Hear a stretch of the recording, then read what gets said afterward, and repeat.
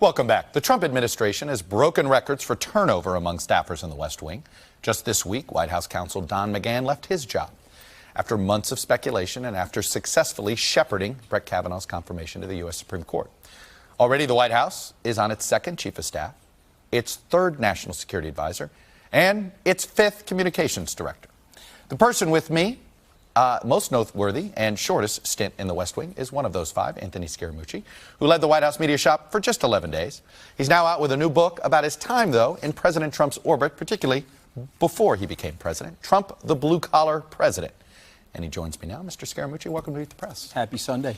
So the timing of your book coming out comes as we got reports of a screaming match between a former boss of yours, John Kelly, current chief of staff, the national security advisor, John Bolton. It was over the issue of immigration. It was clear, according to our sources, it was over some comments the national security advisor made to the Secretary of Homeland Security, a former deputy to the chief of staff. John Kelly apparently walked out furious. There was rumors of potential resignations. How familiar was that scene? How familiar was that scene to you? Was there any profanity? I mean, it could have been, right? Possibly, right? Possibly some profanity. Look, the scene's really not that familiar to me, and you have to remember my incident was on a phone line with a reporter who I shouldn't have trusted, and so that's my fault, and I totally own that. But I think the more relevant thing is, you know, people are playing, it's the NFL of verbal contact, and so people are playing very hard for the president. I don't know what happened in that specific incident, but, you know, I know that the West Wing and the way the president set up the West Wing, it's tough in there for people. You were pretty tough, though, on General Kelly in your book. I'm going to put up an excerpt here. The general's style would be in direct conflict with the way Mr. Trump had always conducted business. President Trump doesn't work in a precise way, you write. Never has, never will. It's been over a year since John Kelly became White House chief of staff, but my scouting report early on proved to be quite accurate. His personal insecurity has proven to be a poor match with the self-confident, gregarious president. Yeah, look, I think that's pretty self-evident. I mean, just even this past week, you know, I applaud the general's service to the country. Obviously 40 years in the U.S. Marine Corps, but this is a very different job. This is a civilian-based job, and I think he's tried to apply military-like management style to a group of civilians, and so that doesn't necessarily work. And by the way, you know, the president has a freewheeling style. It's very different from John Kelly. Did you feel personally mistreated by John Kelly? You seem pretty upset at him in this book. Well, listen, he didn't need to fire me the way he fired me, and I had this conversation with the president. You could have done it in a different manner? Totally. I mean, come on, I gave a tremendous amount of money to the campaign, raised a tremendous amount of money, did countless hours of media advocacy during the campaign and the transition, and even after the president was inaugurated.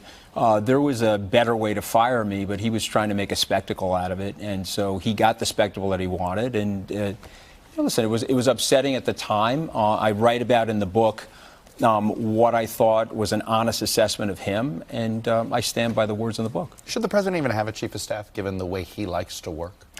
Yeah, I think he needs a chief of staff, but he needs a chief of staff that really likes him and gets his personality. You don't think John Kelly likes the president? Do you? I mean, let me ask you. I don't know him personally, and I don't want to crawl in his head. Let me tell you, I travel around the country, and I ask people that rhetorical question. It doesn't come across like he does. And by the way, the Bob Woodward book, I don't know, he seems like a pretty accurate journalist to me. And so I don't like John Kelly calling the president the things that he's called him. I think it's wrong. And so for me, I have no problem standing up for myself or telling you what I think about John Kelly or the situation with the president. Having said that, I applaud the guy's service, but it's not just me, Chuck. You know, he hurt the morale inside the place, and he's hurt the president, and so and he has hissy fits. You know, he left last week after the rapport that he had with Ambassador Bolton. That's his personality. I'm curious. So, you know, the good news is I'm being vindicated by that because he's demonstrating his personality now the way he really is. I'm curious. You've interacted with President Trump. As candidate Trump, you weren't quite on board at first with the idea of him president. You had other candidates you were interested in first. I think you were formerly with Scott Walker, the current governor of Wisconsin, toyed with going with Jeb Bush. What finally convinced you that Donald Trump had what it took that Scott Walker didn't? So I actually relate this in the book. I met with the president the day after the Apprentice finale.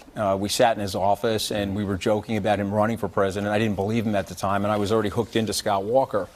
But what I like about the president, he's a very loyal guy. When I explained to him that my loyalties were to Scott Walker and Jeb Bush, he then said, okay, well, after I clean their clocks, will you come work for me? And I said, absolutely. And so after the South Carolina primary, I went to the president's office with Senator Scott Brown, who was a friend of mine from Tufts. We went up there together, and we had a great conversation, and we began building the blocks for the financing operation. And then when he brought in Stephen Mnuchin, things really started to kick in.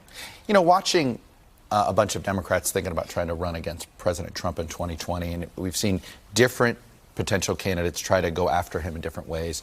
Michael Avenatti, someone who I think people have been trying to put the two of you together for some sort of talk show, he's tried to go at him directly. Elizabeth Warren responded to some of the criticism, the crazy nickname stuff, more formally.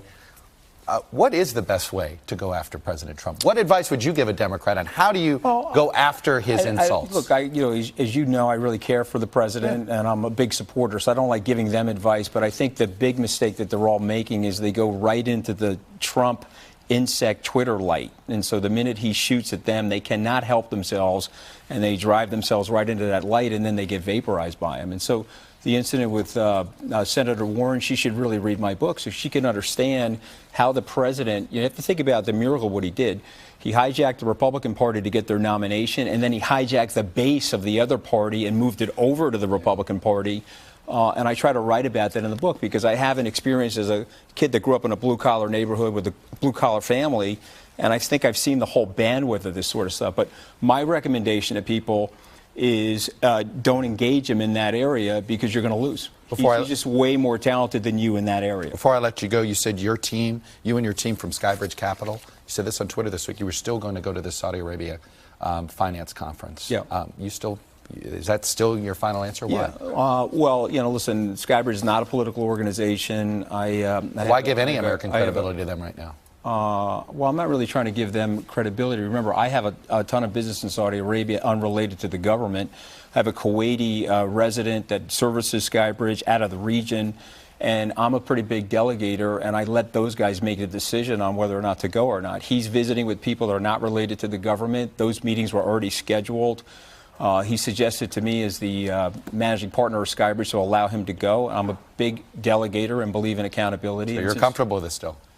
I'm comfortable with him going. I'm not comfortable with what happened or what the Saudi government did to the journalists. I'm not comfortable with that at all.